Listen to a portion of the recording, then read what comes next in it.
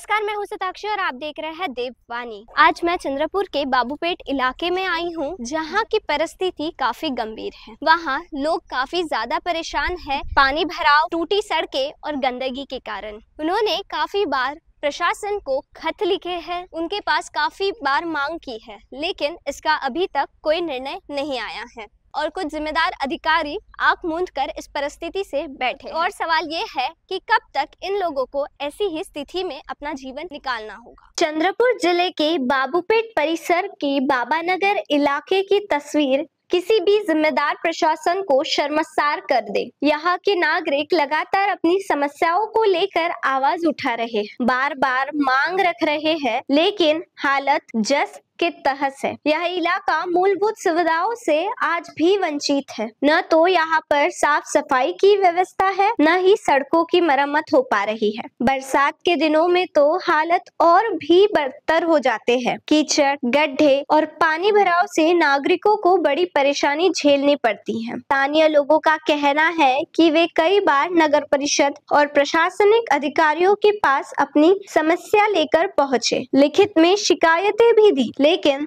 सिर्फ आश्वासन मिला। ठोस कदम अब तक नहीं उठाए गए। बाबूपेट के बाबानगर के रहवासी पूछ रहे हैं, आखिर कब तक वे इस उपेक्षा का शिकार बने रहेंगे और कब प्रशासन की नजर इस इलाके की समस्याओं पर पड़ेगी।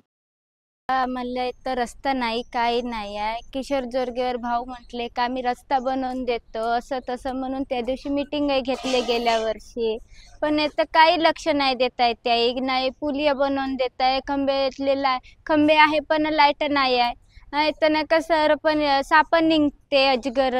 त्या दिवशी 6 वाजता वाघ निघला। आम्ही हे लहान लहान मुलांना घेऊन कसं राहायचं?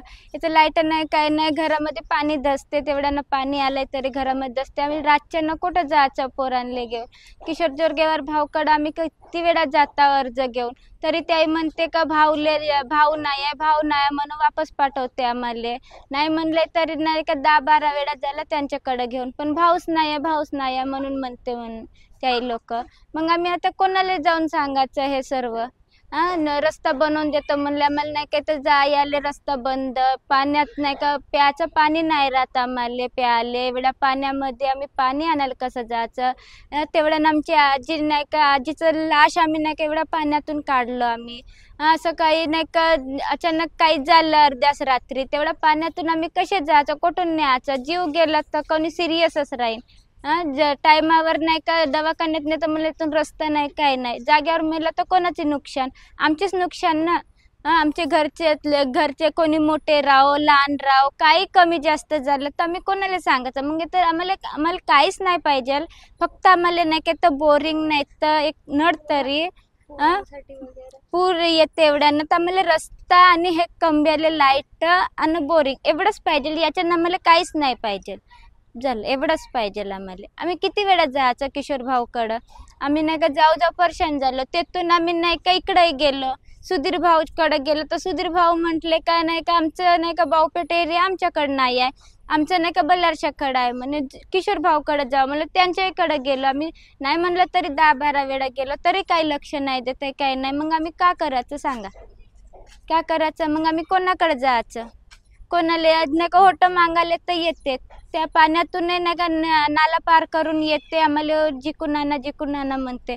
मग आम्ही जिकून आल्यावर लक्ष नाही देत, नाही काय नाही करत, मग आम्ही काय करायचं? कोणाला सांगायचं हे नाव?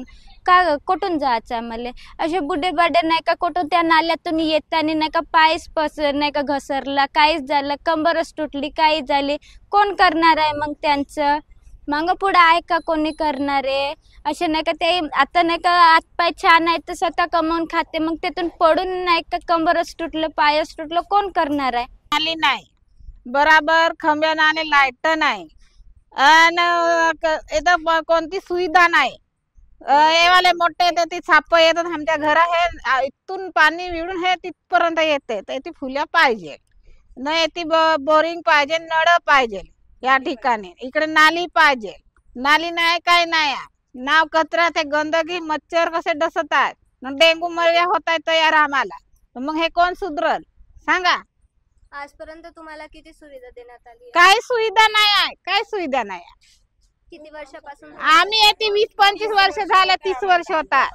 30 यायचं आता आले काय नाही, फक्त लाईट आणून दिला तिथपर्यंत झालं. त्यावेळेस रोड बनवून दिला, आम्हाला काय बनवून दिला? हा, काहीच नाही बनवून दिला आजपर्यंत. रळ आता फोडूनच टाकला. पहा ना तुम्ही, येता वेळी पाहिल्या ना, तिथून पूर्ण फुटून आहे ना, पाहिल्या का नाही? मग ह्या साईडला नाले तर भला भला त्याच्या गाई म्हशीनाचं पाणी जाते. आम्हाला इकडे मच्छर तयार. मग आमच्या तब्येती खराब होत राहतात. आम्ही कोणत्या एवढे ह्या श्रीमंत तर हो बा, तब्येती खराब झाल्या तर चला दवाखान्यात, चला कुठून जाणार आहात पैसे तेवढे? मग हे सुविधा झाली पाहिजे ना इकडून. तेव्हा एवढ्या वर्षापासून आम्ही येथे राहत आहोत, काही सुविधा, झाड झुड, कचरा काढी, पूर्ण तिथं खराब गायनाचं मूत, शेडानाचं मूत येत राहते. तिथून नाली नाही, काही नाही. लोकांना आम्ही बोलायला गेलं तर तुम्ही काय तो म्हणतात हे हामाकडे येऊन झगडत. लाईट बंदच आता 2-3 महिन्यापासून नाही. आमच्याकडे होता चालू, पण 3-4 महिने झाले पावसाळा लागला तेव्हापासून बंदच पडल्या. हा, आली होती तेव्हा इथे पाय वगैरे सगळं उमटून होते. त्या लोकांनी बिन बघितलं. इकडे गेली होती ती, साऱ्या जणांनी नाही का टार्च लावू बघितला. आमच्या इकडे वाघ पण आला होता. आमचं घर पा शेवटच आहे. आम्हाला कोणती सुविधा आहे बरं? आम्हाला जर रस्ता किंवा काही असतं तर आम्हाला जायची सोय असती.